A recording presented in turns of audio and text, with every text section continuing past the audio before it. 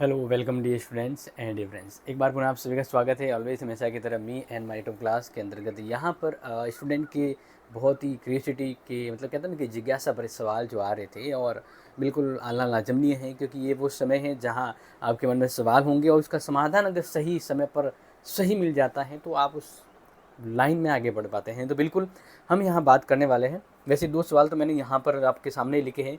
मैं टोटल 4 से 5 सवाल यहाँ पर बताने वाला हूँ जो शायद आपका है। जैसे पहला कि मुझे कंटिन्यूटी फॉर्म भरना चाहिए या नहीं, क्योंकि बीएसटीसी कॉलेज मिली है। तो कंटिन्यूटी फॉर्म, अब देखो कंटिन्यूटी फॉर्म क्या होता है वो भी मैं आपको बताने वाला हूँ, लेकिन इसके आगे की बात करें। फिर बीएसटीसी कॉलेज मिली है तो कॉलेज आपको बीएसटीसी मिली, आप बीए कर रहे थे, बीएससी कर रहे थे, तो अब जब बीएसटीसी की कॉलेज आपको मिली है तो आगे वो जो कॉलेज आप कर रहे थे वो कैसे कंप्लीट करें। इसके अलावा भी हम सवालों पर जवाब देंगे। तो सबसे पहले क्या मुझे कंटिन्यू फॉर्म भरना चाहिए? कंटिन्यूटी फॉर्म एक्चुअल में देखो किसे भरना है, जो कॉलेज कर रहे, कॉलेज मतलब जैसे मैं बात करूँ बीए, बीकॉम, बीएससी, जो गवर्नमेंट कॉलेज के स्टूडेंट हैं और रेगुलर स्टूडेंट हैं, गवर्नमेंट कॉलेज के रेगुलर स्टूडेंट हैं, तो उनको कंटिन्यूटी फॉर्म भरना चाहिए। तो पहली बात तो ये हो गई क्लियर, ठीक है।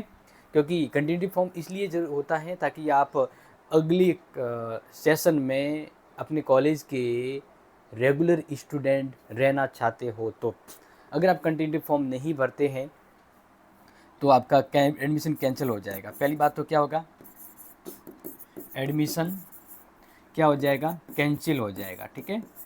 एक तो ये ध्यान रखना। और अगर एडमिशन कैंसिल हो गया तो आपको नेक्स्ट जो परीक्षा होगी, नेक्स्ट एग्ज़ाम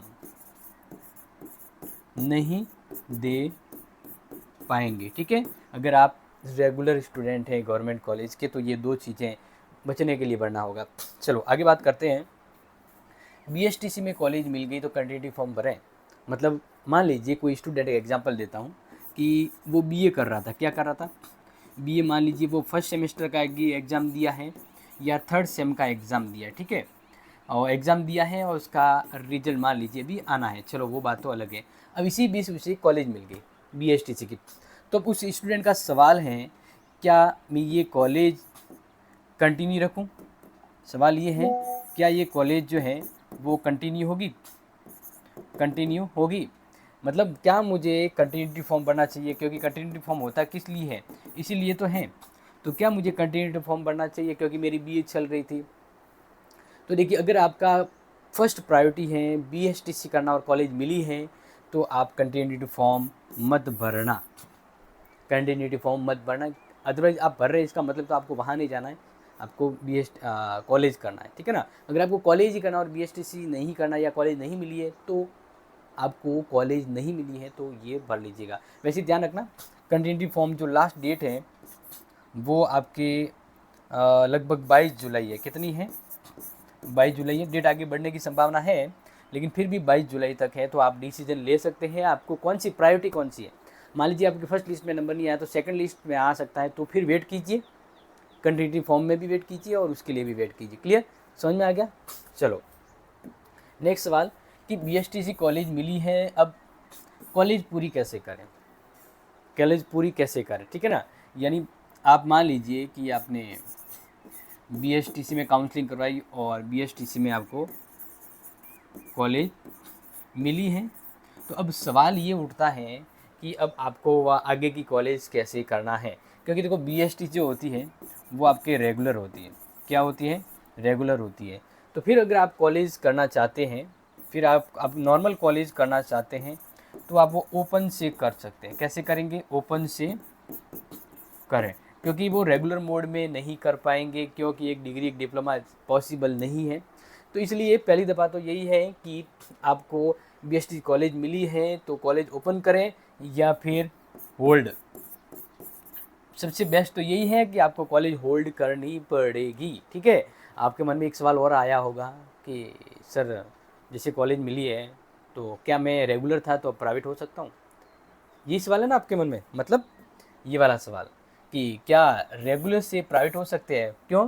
क्योंकि आपको मान लीजिए बीएसटीसी कॉलेज मिली है, क्या मिली है? बीएसटीसी कॉलेज मिली है, तो आप चाहते हैं कि भी BSTC मिली है तो BSTC तो रेगुलर होगी, BSTC रेगुलर हो रही है, तो फिर मेरी जो रेगुलर कॉलेज थी वो प्राइवेट हो सकती है या नहीं।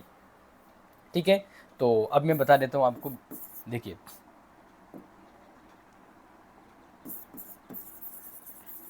कॉलेज अगर आपकी रेगुलर थी, कॉलेज अगर आपकी रेगुलर थी, ठीक है ना, तो प्राइवेट होगी या नहीं, तो देखो कंडीशन, अब वो कॉलेज आप प्राइवेट कर सकते हैं या नहीं कर सकते हैं। तो पहली कंडीशन तो सीधा सीधा नहीं कर सकते। नहीं करने का रीज़न ये है क्योंकि अभी सेमेस्टर सिस्टम है, और सेमेस्टर सिस्टम में आपको रेगुलर से प्राइवेट होने का मौका नहीं दिया जा रहा है। अभी ऑप्शन भी शुरू नहीं हुआ है, मैं आपको उम्मीद दूँ, झूठी उम्मीद देना भी मतलब नहीं। दूसरी एक और भी होता है कि अगर जैसे मान लीजिए रेगुलर में ज्योग्राफी थी तो वो बिल्कुल नहीं हो सकता।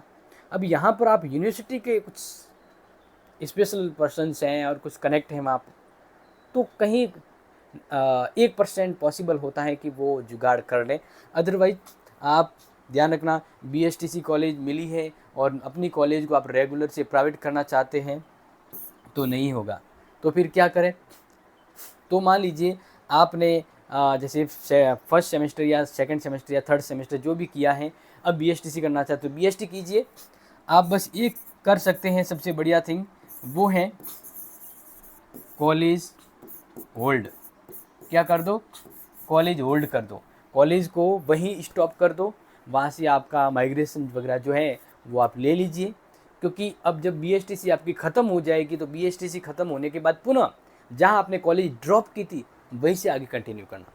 तो मतलब होल्ड का मतलब क्या हो गया? कॉलेज आपको वहाँ ड्रॉप करनी पड़ेगी, और क्योंकि 3 साल तक का गैप रह सकता है आपके कॉलेज की पढ़ाई में, अगर 3 साल से ज़्यादा गैप नहीं रहता।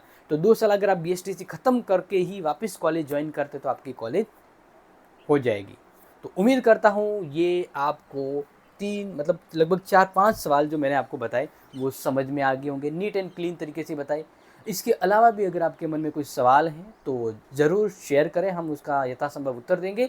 लेकिन अपने दोस्तों को ये ज़रूर भेजना, क्योंकि अब वो इस प्रकार से दोनों हाथ में लड्डू हैं, वो क्या करें, ये खाए कि ये खाए, और ऐसे ऐसे करते करते वो दोनों लड्डू हाथ से चले गए। तो सही समय पर सही दिशा, सही प्लानिंग और सही गाइडेंस होना ज़रूरी है, जो me and my two class आपके लिए हमेशा अवेलेबल करवाएगा। तो शेयर कर लीजिएगा ये यूजफुल वीडियो, एंड मिलूंगा आपसे अगली इंपॉर्टेंट क्लास में। जय हिंद, जय भारत।